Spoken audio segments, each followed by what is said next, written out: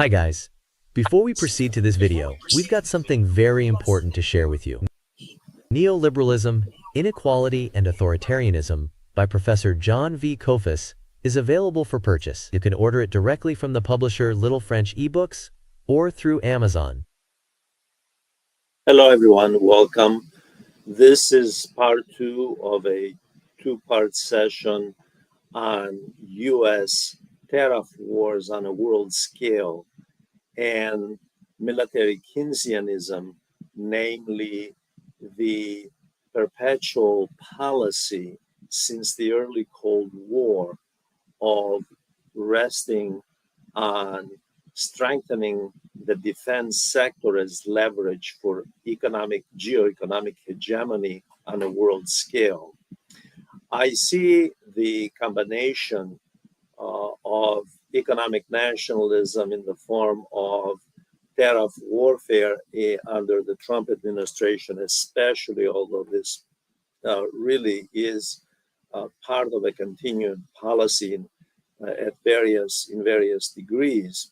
Biden was just as tough on China as Trump, and the combination of authoritarian neoliberalism under Trump, especially with emphasis on using tariffs as leverage to determine the terms of trade and secure geoeconomic concessions and geopolitical concessions from other countries, and especially to slow down the ascendancy of China into globalism, headed to replace the United States in GDP nominal value very shortly, according to the IMF and the World Bank, as well as other independent firms. That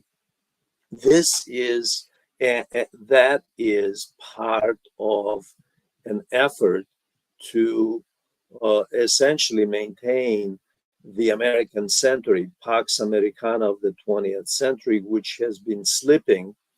And it is in its twilight, without a doubt, considering the retreat by the Trump administration on the tariff issue, and considering that despite massive pressure on China to yield and on this issue and to come to the United States as a sign, as a symbolic gesture that it is subservient and that it is the one who does not have the leverage to deal with the United States from a position of strength.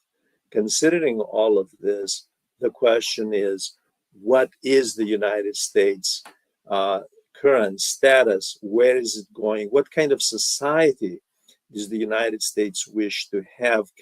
And especially in light of presidential, or rather, I should say, executive orders signed recently that move toward increasingly what many, both in the not just in the independent media and independent scholars, but even in the mainstream media, called a militarized police state in America. What kind of a society is unfolding here, and what signal does all of this give to the rest of the world?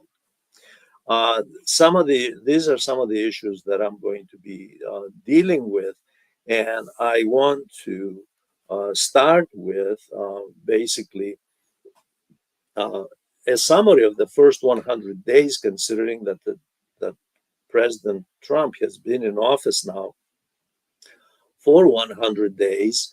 And while there is a version of the Trump apologists of the first 100 days, essentially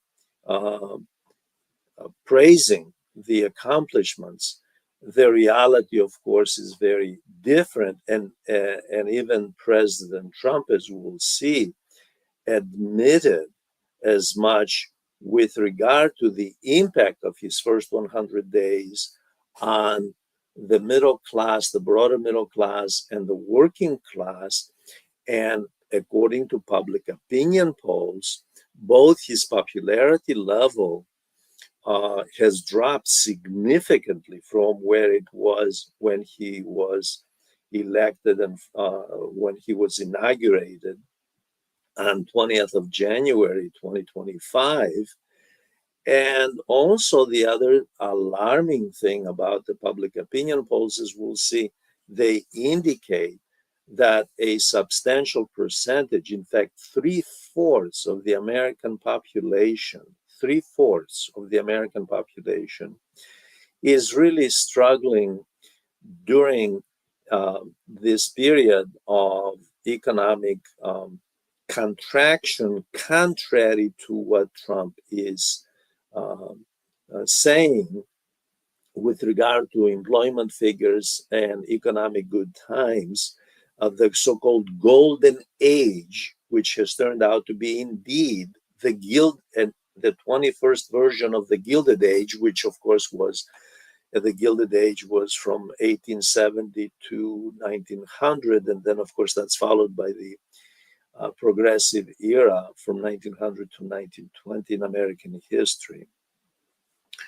The Trump administration was supposed to come in and do two things that the American people wanted, and his voters especially had asked for. The number one, of course, is do something about the economy for all Americans, not just for the richest 1%, let's say 5%, the richest 5%, but for all Americans. This has not taken place. And he admitted it, the president himself admitted it from the White House on the anniversary of his 100 days in office. He, in fact, did something that a number of presidents in the past have done. That is, they have asked the American people to tighten their belts. And while the vast majority of the American people are tightening their belts, what the Trump administration has been doing with its policies is to promote policies that tighten the belts of the middle class and the working class, while the richest Americans, again, let's not use the richest 1% that many progressive senators and Congress people use, but let's use the 5% figure. The richest 5% need bigger belts because their assets have been rising, with the exception of a few, because of Trump's own tariff war against the world, with China at the core. The United States policies of combining economic warfare against the world in order to force the world to accept U.S. dictated terms of trade instead of going through the World Trade Organization, the WTO.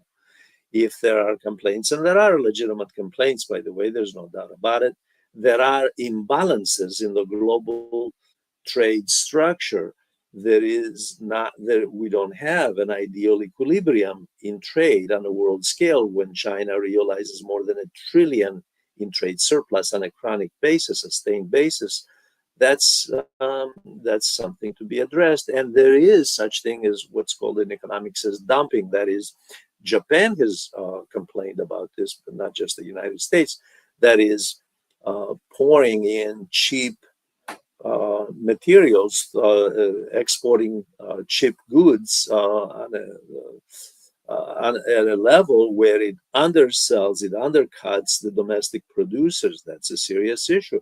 That there is an international body that is supposed to address that. There are also bilateral diplomatic relations that are always open, channels that are always open to go to economic warfare, which is self-defeating, by the way, as we have seen, because the Trump administration has slowly caved, although I'm convinced that his apologists who maintain that the economic nationalism is here to stay and global economic fragmentation in blocks that the US, by the way, is leading in this respect, is also here to stay. I accept that. I think that's where we're headed.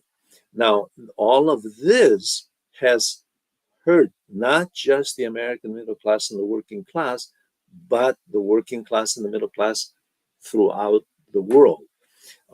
President Xi Jinping in China has admitted as much and has tried to signal that he is ready for negotiations. The US, it seems, is going that route as well.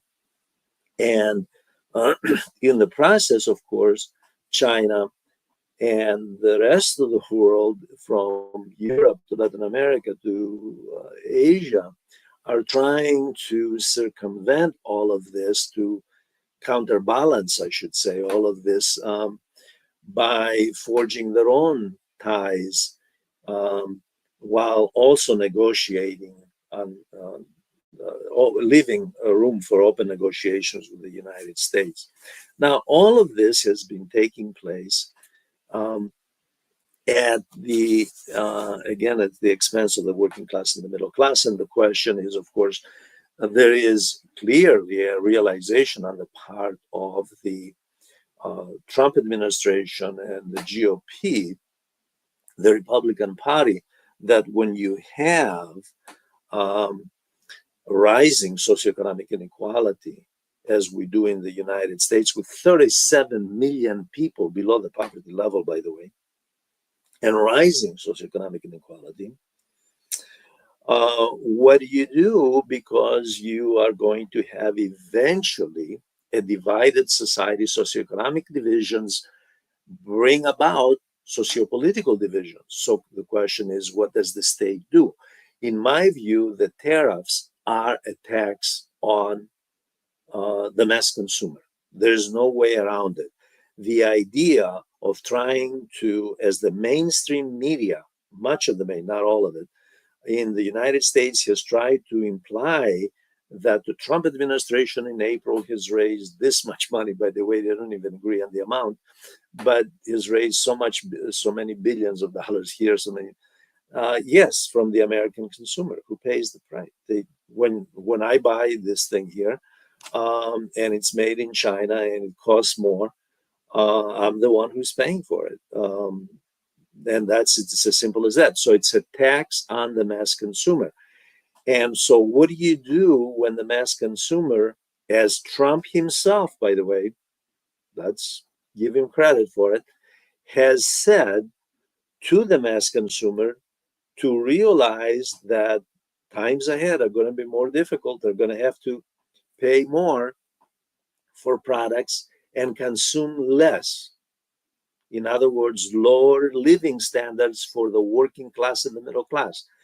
There is a realization for that, of that reality by the Trump administration that's engaged in these policies. And the question is, for whose behalf, if they already know it? Okay, they argue, of course, for the long-term interests of the national economy, reindustrialization, which, again, let's be very clear, reindustrialization to some degree is possible, but to the degree that the United States will go back to 1945, when it was the largest manufacturing country in the world, with half of the world's GDP, is not possible. It's now at a quarter of the world's GDP. Deindustrialized, it's a service-based economy, a consumer-driven GDP economy. The division of labor of the United States is not what it was in 1945. This is 2025. It's very different. China is the world's factory to the world, not the United States. And like I said, yes, there is Honda, and there is the Taiwan Semiconductor Company, and there's a few others that are coming. There are also companies leaving the United States, by the way.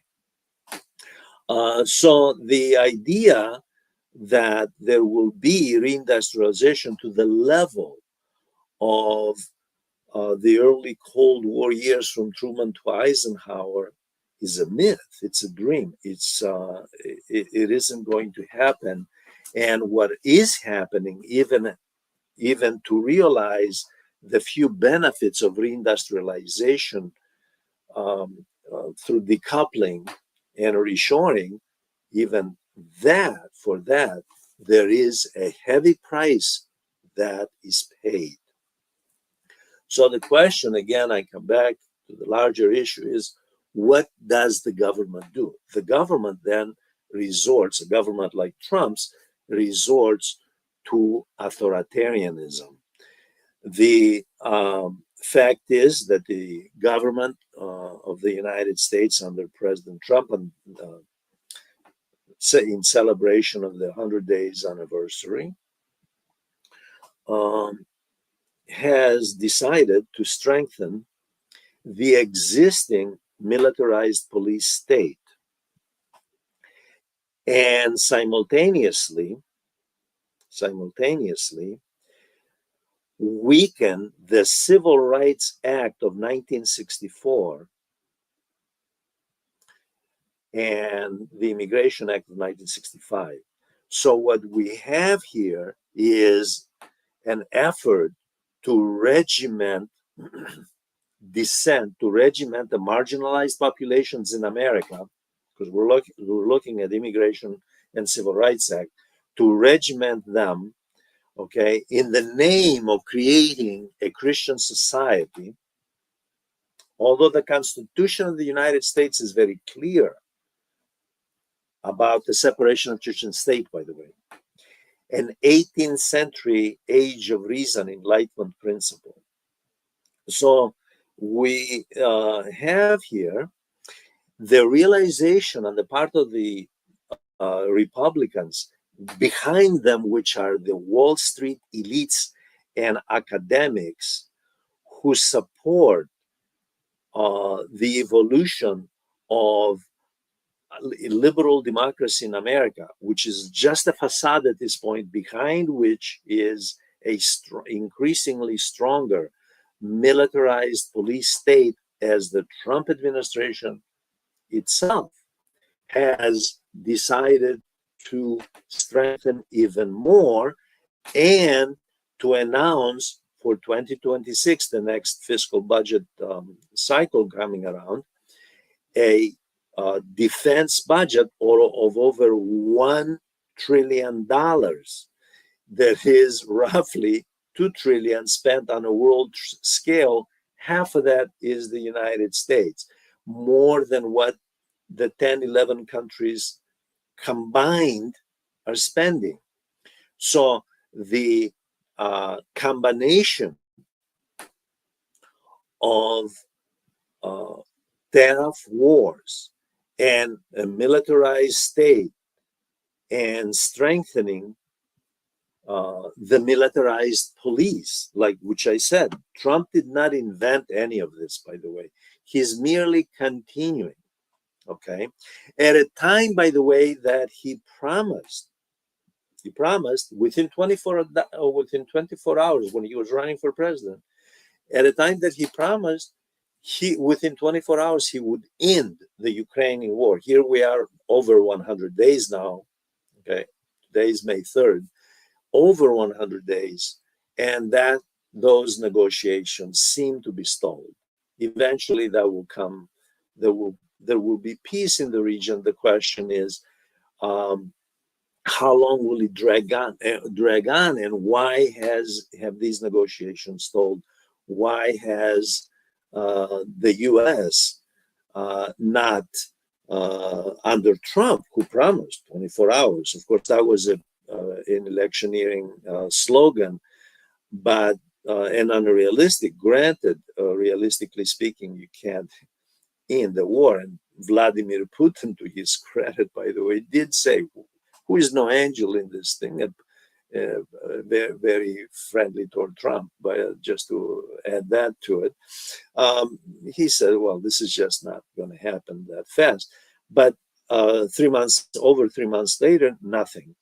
And at the same time, The genocide in Gaza is continuing. Let's not forget there is a genocide in Gaza. Let's not forget the International Court of Justice, the ICC, are continuing to look into what Israel has been doing since October 2023 in um, Gaza and the West Bank, by the way.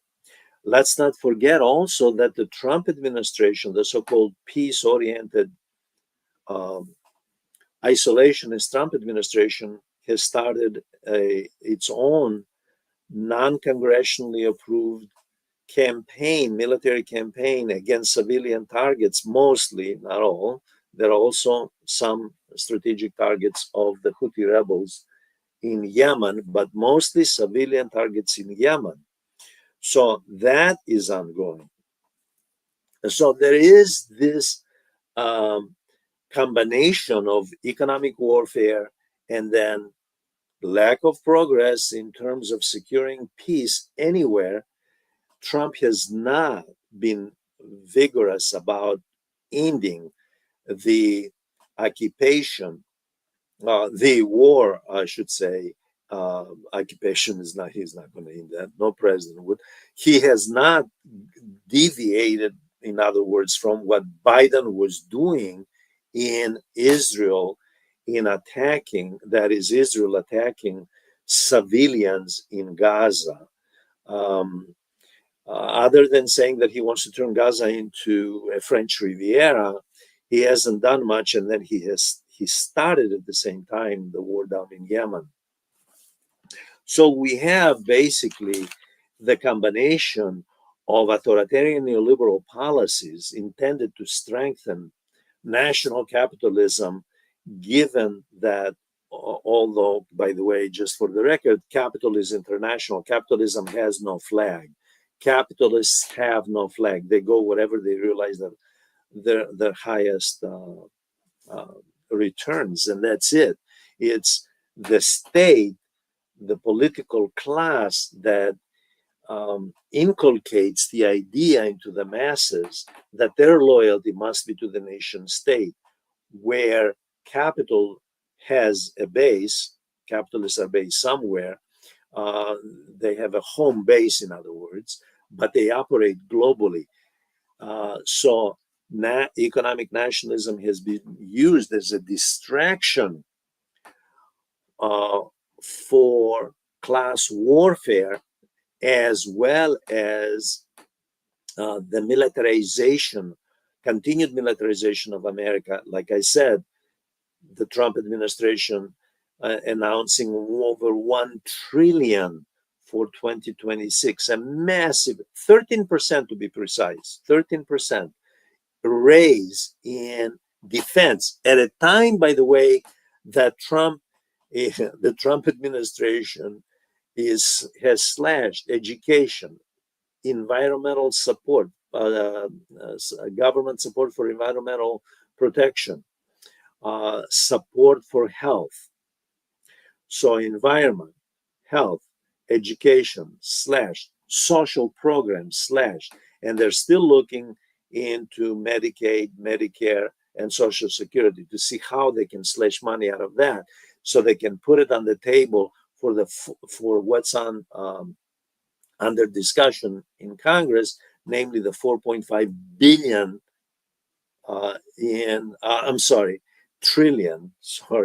trillion in tax breaks to mostly not all, to the wealthiest Americans. This is the configuration. So America is operating under a system where the elites on Wall Street are driving both the policy of inequality in economics, much of it, by the way, designed to strengthen capitalism down the road, although under Trump, it's specific companies and specific individuals who benefit, by the way. This is something that a few scholars in economics have picked up, that it's not capitalism as a whole. for example, the way Theodore Roosevelt was looking at American capitalism, or Woodrow Wilson, or in the 1930s, Franklin Roosevelt were looking at capitalism as a whole. Trump is looking at specific companies, specific individuals, using the state to benefit them.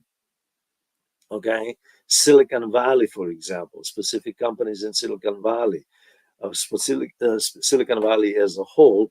So sectoral preferences, the state is promoting and certain individual interests at the expense of the capitalist system equilibrium longer term, as well as um, uh, uh, trying to promote simultaneously a policy of social development to make sure that there is sociopolitical harmony instead of continued division, because the United States, by the way, through these policies of the militarized police state, of economic nationalism, which burdens the mass consumer by the admission even of the Trump administration, okay, asking for belt tightening, this creates divisions in society, and public opinion polls show as much. Now, the United States, I should tell you something about um, the issue of the militarized state at a time under the neoliberal system in the United States is not the United States elites, the political class, as well as the Wall Street elites, made certain assumptions, at least those who support it, because there are billionaires, by the way, and companies that were adamantly against economic nationalism. Let's get that on the table. The capitalists themselves, and this is very significant, were not unified on this issue.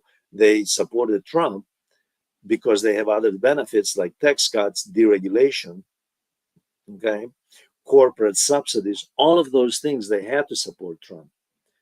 But that doesn't mean they were on board with regard to economic nationalism and tariff warfare.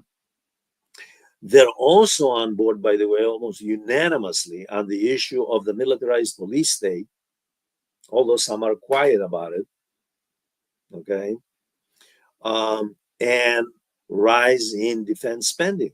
13% defense spending increase when there are deep cuts in health, education, housing, social programs across the board, environment.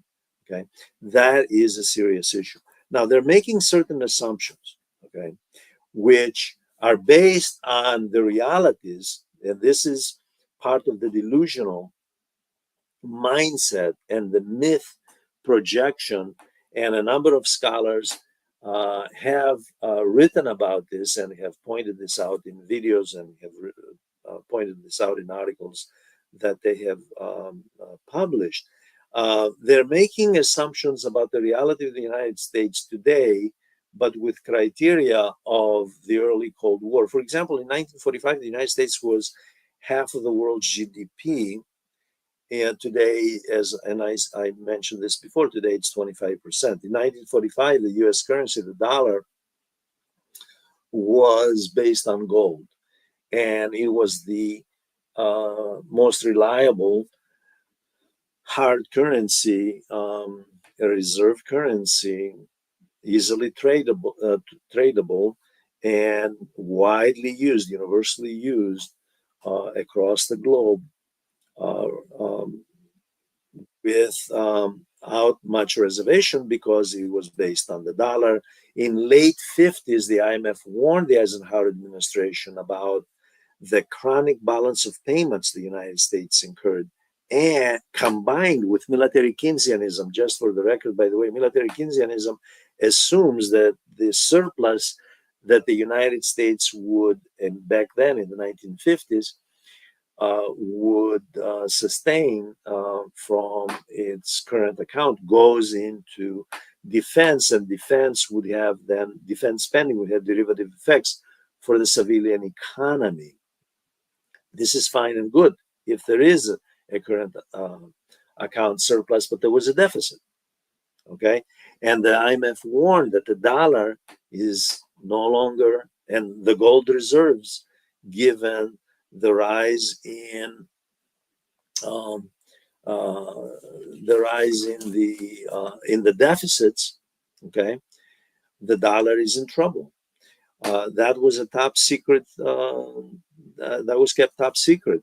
By 1971, during the Nixon administration, there was no choice but to delink the dollar from the gold, because there wasn't enough gold to back the dollar, and we have a floating currency. Today, the United States, of course, all currencies have no intrinsic value today. They're paper, but the GDP, the country's gross domestic product, represents the value of the currency. The United States dollar has been losing value, and the only reason it sustained it is because the treasury bonds that are floated by the U.S. Department of Treasury are bought domestically, but especially in the world. For example, Japan recently announced, Japan and China, by the way, are the largest holders. Japan recently announced that it is going to use the 1.3 trillion in U.S. treasuries as part of the negotiation with the Trump administration on economic warfare, on tariffs. Okay, so China has been dumping. China was at one point the largest holder of U.S. treasuries.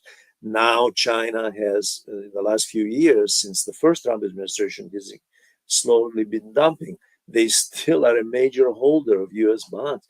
Now, it is not in their interest to dump those bonds, but the Chinese are well aware of the U.S. militarization efforts, especially agitating in Taiwan, as they had been since the first Trump administration, and all through Biden, by the way, and in the South China Sea, using the Philippines as a regional force against China, and also the selling of arms to Taiwan, which China regards as a violation of the One China policy that the U.S. has long recognized as a reality. China, the United States is no longer the world's largest trading partner. It's China. It's been replaced by China. Yet those that pursue the mindset of economic warfare, along with the idea that somehow military leverage can help push through the will of the American government in economic warfare, all of this will somehow come to fruition. Now, it is true that the United States is standing still on one leg. It used to stand on three legs, namely political power, economic power, and military power, from Truman to Johnson. From the Vietnam War, the Johnson administration onwards, that increasingly those three legs have been eroding. And today, the U.S. is standing on a single leg. And that's the military superpower status that it has. In other words, comparable to what the Soviet Union was. The Soviet Union was always a military superpower, never an economic superpower, never a political superpower either, although it was presented as such. Both they presented it as well as the U.S. Now, the United States wants to pass as the norm that it is the preeminent economic um, and geopolitical superpower, as um, George Herbert Walker Bush announced in 1990, a new world order on which where the U.S. was at the core. The question is the U.S. at the core of the world economy? That's just it. It is not. When, by all metrics, when you look at the U.S. status in the world economy, even Elon Musk has admitted that the China, when its GDP is measured in purchasing power parity, is trillions ahead of the United States. Now there are entities from IMF to private groups like Goldman Sachs that disagree on the trillions ahead, anywhere from 7 trillion to 11 trillion. The fact is, it is ahead in purchasing power parity of the United States. What we have in the United States, however, is an effort, and this is regardless of political party, by the way, this is regardless of who is in office, is an effort to strengthen the single leg on which the U.S. is standing, and that is defense. And just yesterday, the announcement of the $1 trillion defense budget for 2026 is indicative on how much effort the U.S. is placing on that one leg as leverage for geoeconomic and political influence on a world scale. The question is, where's that money coming from? Other than floating bonds. In other words, borrowing. And at a time where the percent of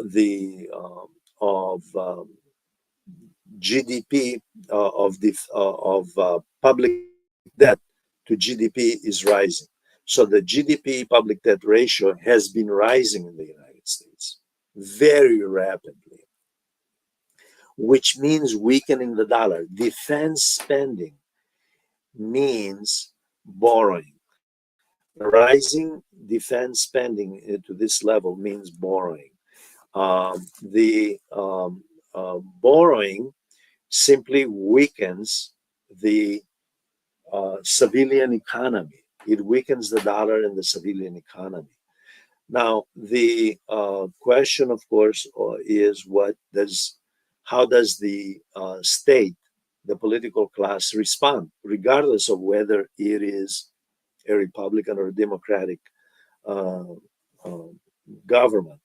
We have seen how the Democrats responded, by the way. From Obama, let's start with Bush.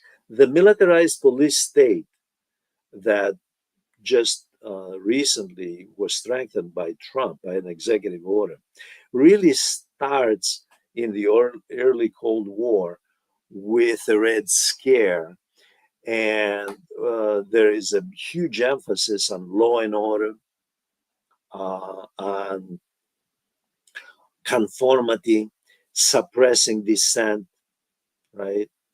The Committee on Un-American Activities going after anyone who deviates from the Cold War ideology.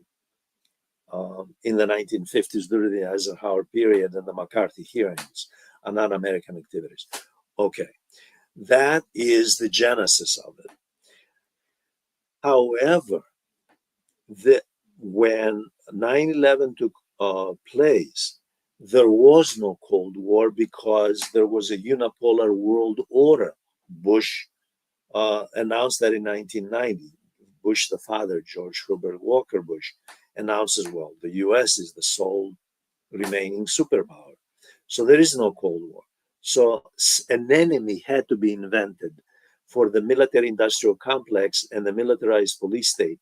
That enemy was terrorism. That enemy, of course, the genesis of that was the Iranian Revolution of 1979. And then by the 1990s, with more and more emphasis on Islamic jihadists, some of which were trained by the United States in Afghanistan in the 1980s to fight the Mujahideen, okay, who eventually evolved into a regime called the Taliban and took power. And then the US was against them because they were against the West. Now, the fact is that after 9/11, there was a war on terror, and the war on terror created in 2002 the Department of Homeland Security, which turns inward and is used to engender conformity at home amid conditions that were increasingly difficult for the working class and the middle class. So increasingly what happens in American political culture is the militarized state, the quasi-war economy, and the militarized police state become the norm. So people accept that, and it becomes part of the culture. So it's a way of life, and they become apathetic about that. They're told to mind their own business, go to work, and do not question authority, do not question the of American society from the Constitution and the principles of liberty and equality. So what we have is indeed the evolution of that, even under of the militarized police state, from the early Cold War to the war on terror, and even under Obama.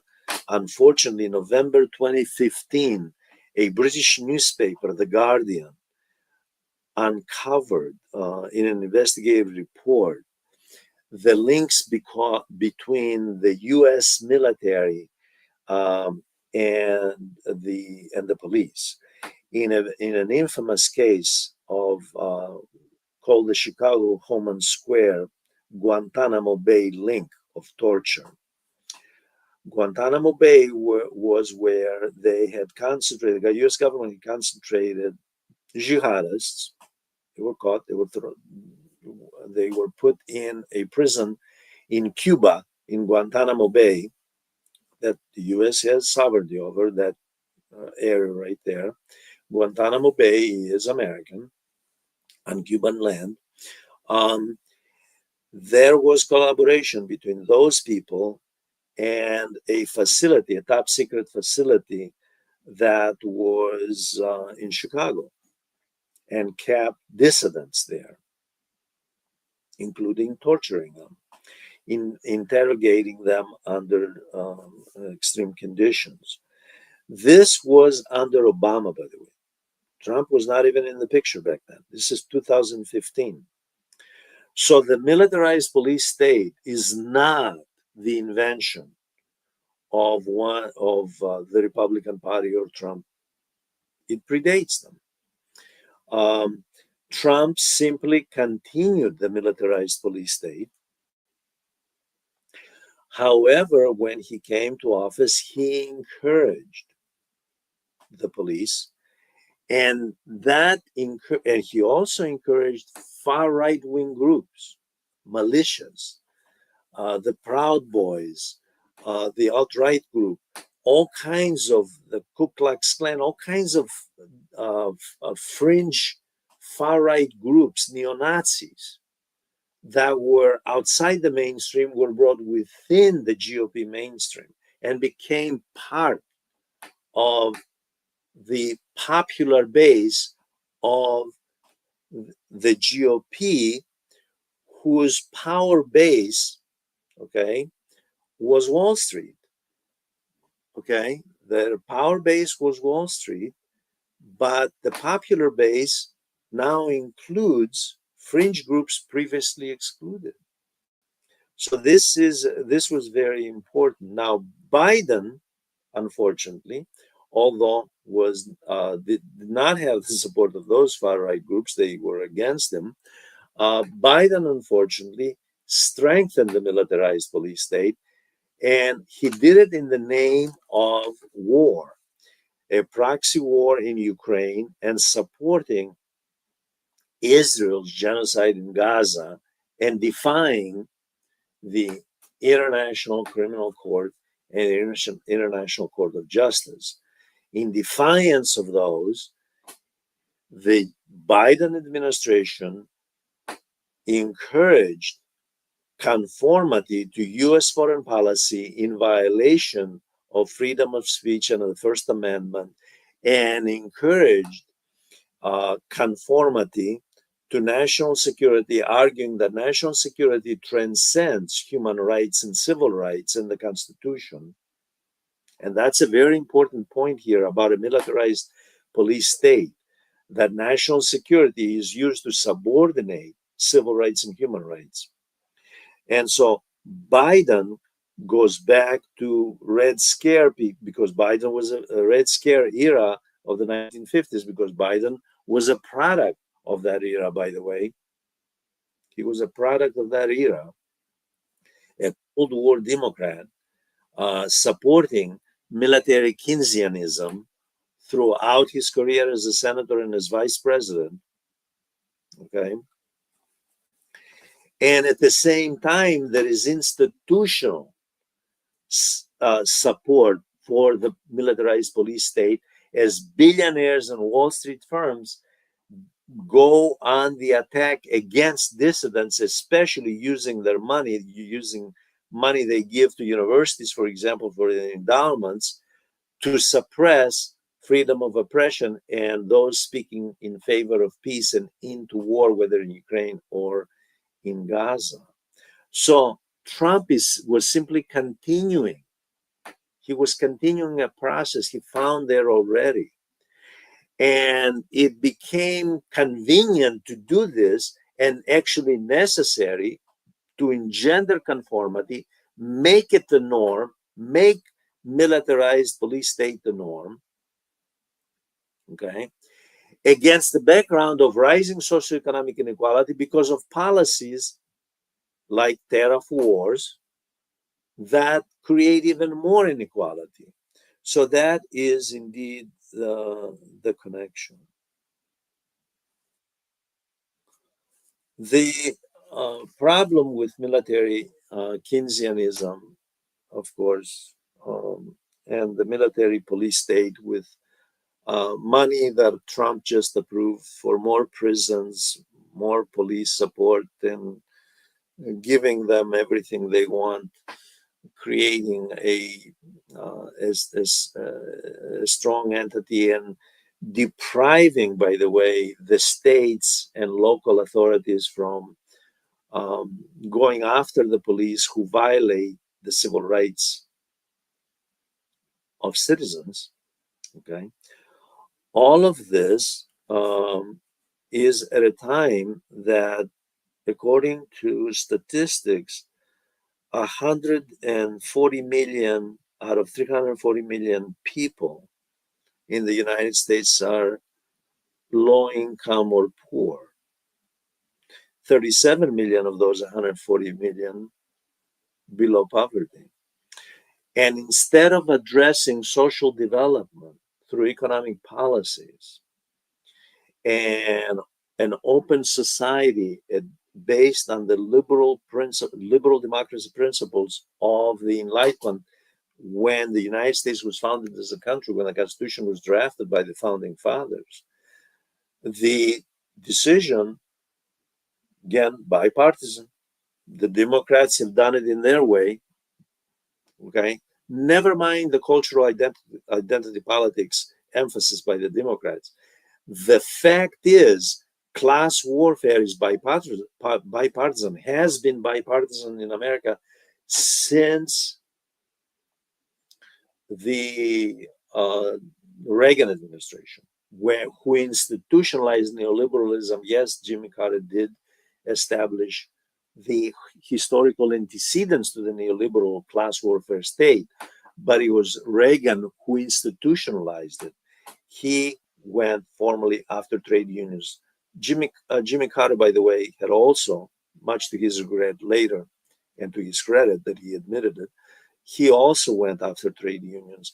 But it was Ronald Reagan who institutionalized class warfare and the corporate welfare state and the militarized state. This is how he won the Cold War.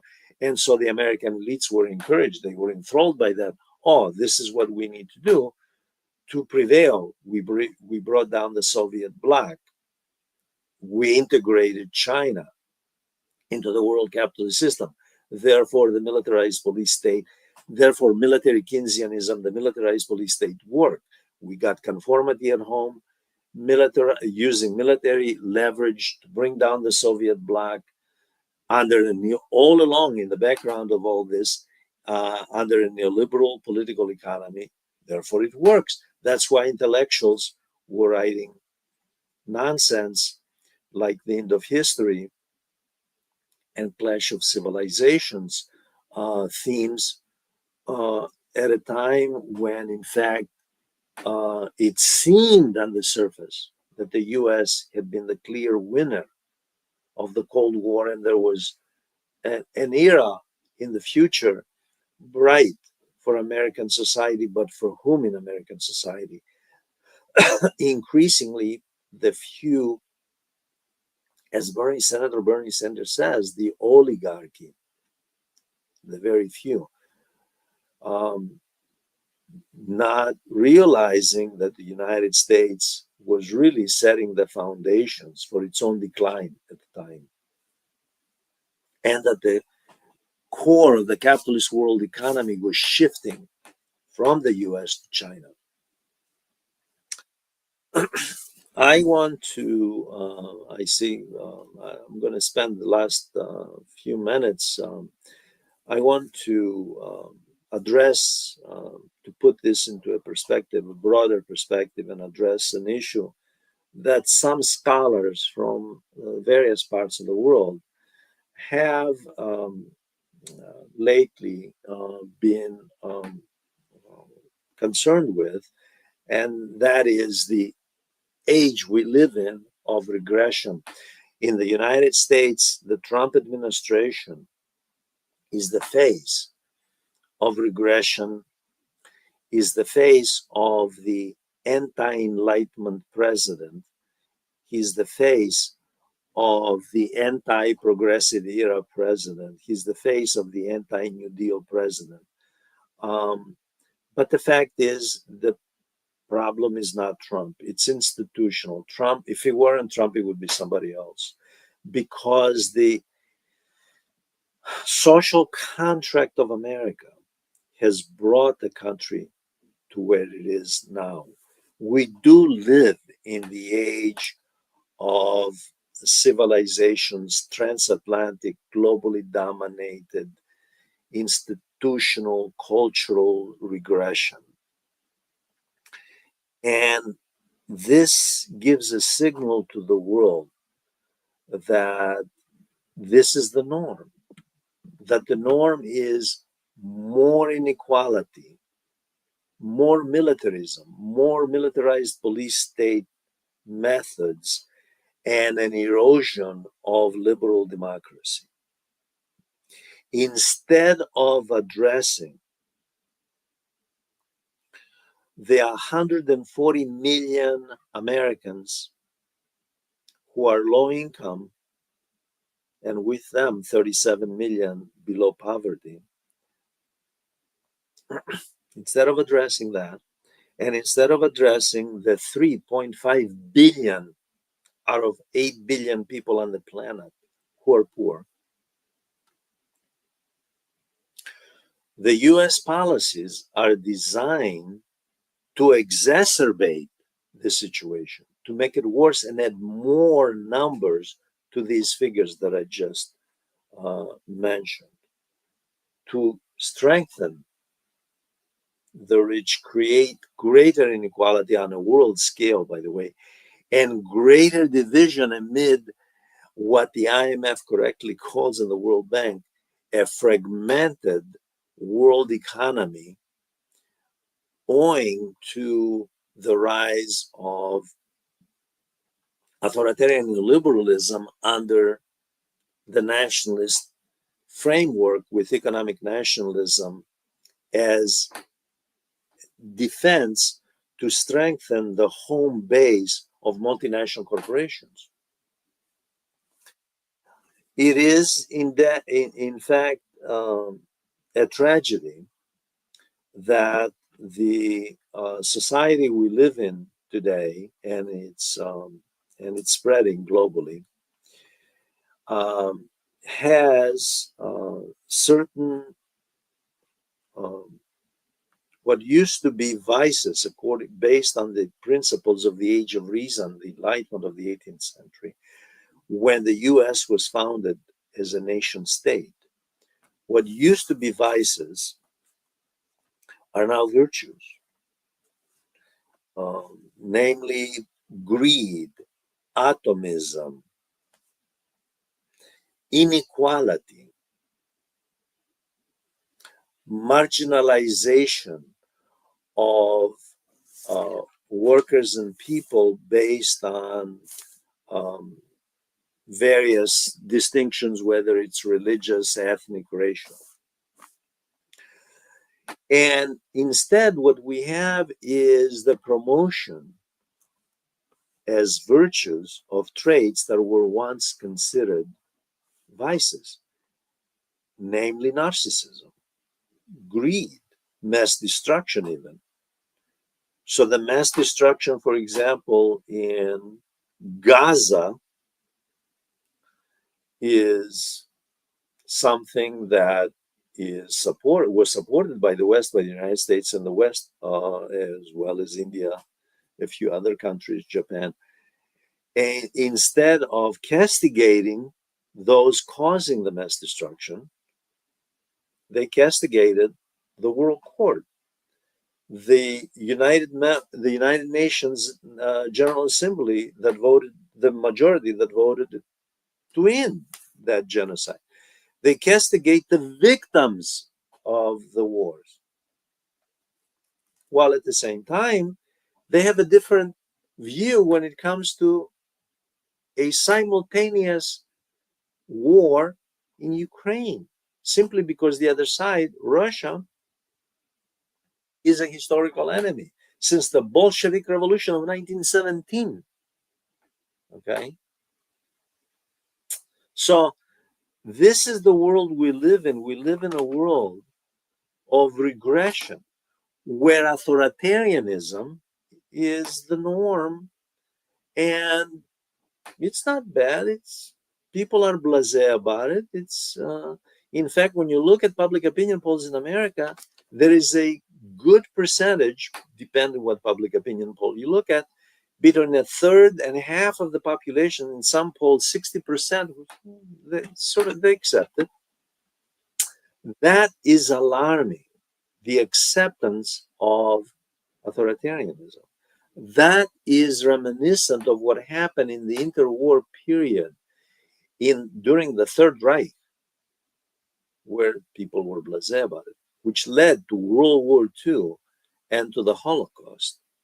This is alarming. What's even more alarming is that people, one would assume, would be more morally driven because of their position, namely academics,